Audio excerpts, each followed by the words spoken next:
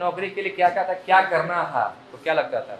Sir basically जो मेरा M था वो सिविल सर्विसेज में जाने का था, बट वो एक बहुत ही अनप्रिडिक्टेबल सा है क्योंकि बहुत ज़्यादा उसमें कंपटीशन है। तो ऐसे ही मेरे पेरेंट्स सजेस्ट किए कि ऐसे फॉर अ टाइम बिंग कि हम प्रिपेयर करके देखते हैं।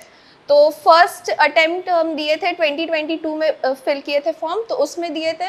तो आईबीपीएस में मेंस हुआ, मेंस नहीं हो पाया था, मतलब उसमें प्रीलिम्स कुछ हुआ था। सेक्शनल से रह गया था। बट एसबीआई में प्रीलिम्स ही में नहीं हो पाया था।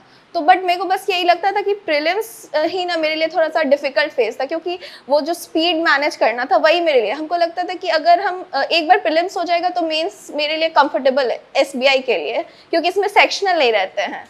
मैथ्स थोड़ा मेरे उतना अच्छा नहीं हो पाता था हमसे, बट रीजनिंग और इंग्लिश मेरा स्ट्रांग था और जीए भी काफ़ी ठीक था। तो उसमें हम श्योर थे कि बस अगर किसी तरह प्रीलिम्स हो जाए तो हम एक बार में कर सकते हैं।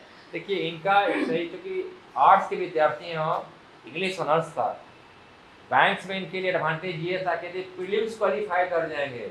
और आर्ट्स इंग्लिश, इंग्लिश के चलते क्या हो, इंग्लिश बढ़िया है, इंग्लिश लिटरेचर में रुचि होगा पढ़ने का, जल्दी सब जल्दी गोल्ड क्वेश्चन पढ़ते मेडलिस्ट होंगे। रहे थे। गोल्ड मेडलिस्ट है, इमेजिन कीजिए गोल्ड मेडलिस्ट है। आपको एडवांटेज क्या क्या हो रहा होगा कि करंट अफेयर्स पढ़ते होंगे आप, यस सर। उसमें ज़्यादा।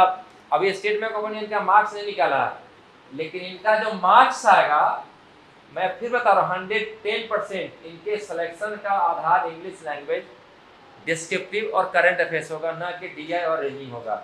ये डीआई और रीजनिंग जो, क्योंकि इस बार का एग्जाम बहुत टफ हुआ है, बहुत Yes, sir. टफ, बहुत डिफिकल्ट हुआ है।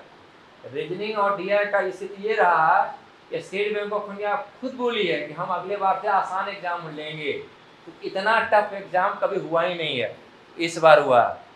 आप ध्यान देंगे वही लोग का रिजल्ट देख रहे हैं जिनका इंग्लिश बेहतर रहा है, तो इंग्लिश के बल पर उनको ज़्यादा एडवांटेज मिलते चला गया है।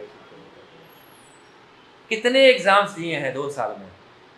सर ये हम बस पीओ ही का दिए हैं, बस आईबीपीएस एसबीआई और थोड़ा ये इंश्योरेंस वाला इस बार दिए थे, एओ का यूआईसीएल और एनआईसीएल वाला दिए थे। एक एनआईएसीएल भी दिए थे, बट उसमें प्रीलिम्स ही नहीं हो पाया था।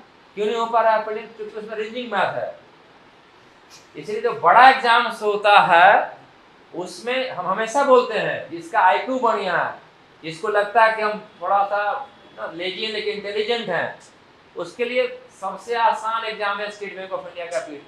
मैंने पीटी निकाल लिया तो फाइनल रिजल्ट होगा। क्यों? क्योंकि मुझे पूरे, जैसे पूरे पैन इंडिया में टफेस्ट एग्जाम है एसबीआई पीओ का। हम हमेशा 2500 वैकेंसी आती है, जिसका भी प्रीलिम्स हो जाएगा और जिसका थोड़ा अंग्रेजी या मैथ दो में से कोई एक बढ़िया है, सेक्शन कटअप का चक्कर यहाँ नहीं है, लोग क्वालिफाई नहीं कर पाते हैं और फटाक से रिजल्ट हो जाता है। इंग्लिश होने के कारण इनका क्या हुआ, पहले पीटी निकाली, पीटी में कितने नंबर थे आपके इस बार? सर 61.5 था। 61 प्रीलिम्स का कटअप, फिर मेंस का स्कोर अभी नहीं आया। नहीं सर। अब मेंस में क्या था, डीआई था, उसके बाद रीजनिंग था, हाई लेवल रीजनिंग था, क्रिटिकल रीजनिंग कहते हैं, आते हैं उसको हमेशा कराने, उसमें से क्रिटिकल रीजनिंग होगा।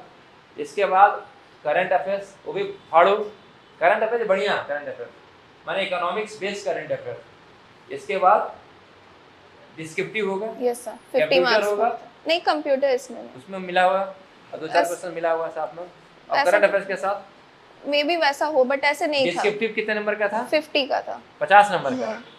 अब जोड़िए 50 नंबर डिस्क्रिप्टिव भी उठा लिया, 45 नंबर, 35 प्लस इनका स्कोर रहा होगा।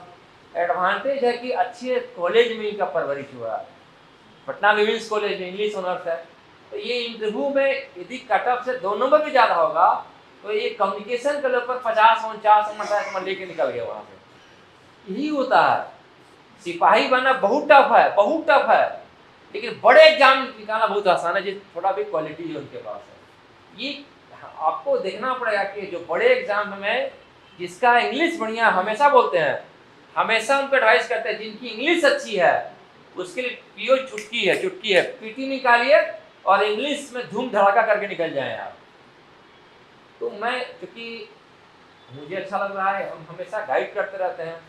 आपके घर में नौकरी से पहले कौन कौन लोग हैं परिवार में? सर वैसे तो फादर क्या करते हैं आपके? मेरे एडवोकेट है पटना हाई कोर्ट में।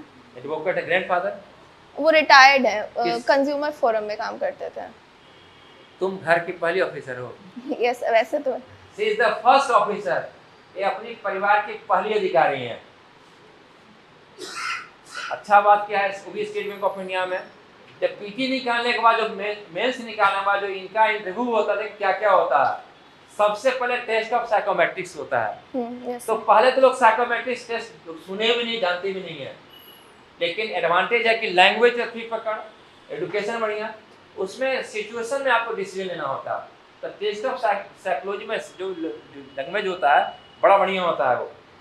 उसमें पास करने के बाद आगे फिर बढ़ते हैं लोग, फिर उसमें आता है ग्रुप टास्क आता है। सही है, ग्रुप डिस्कशन और एक्सरसाइज।